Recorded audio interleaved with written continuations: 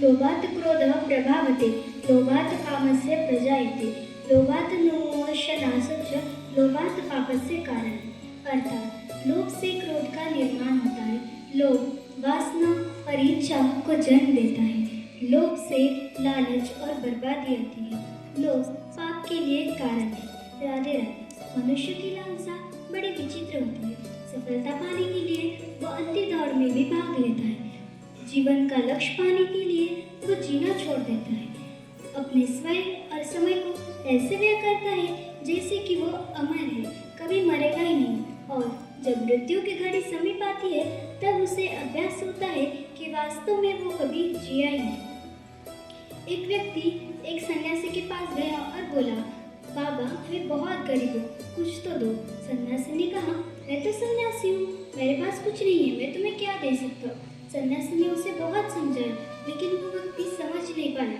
तब सन्यासी ने उसे कहा, जाओ नदी किनारे जाओ, मैंने उधर एक पारस का टुकड़ा फेंका है जिससे लोहा और सोना बनता है।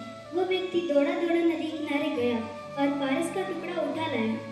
सन्यासी को नमस्कार किया और घर की तरफ 100 कदम गया ही होगा तब उसके मन में विचार आया और वो उल्टे बार ही सन्यासी के पास गया और बोला, ये लो, मुझे नहीं चाहिए ये पारस का टुकड़ा। सन्यासी ने पूछा, क्यों क्यों नहीं चाहिए? तब वो व्यक्ति बोला, मुझे वो चीज़ चाहिए जिसके लिए तुमने पारस को भी ठुकराया। वो चीज़ अवश्य इससे भी महत्वपूर्ण होगी।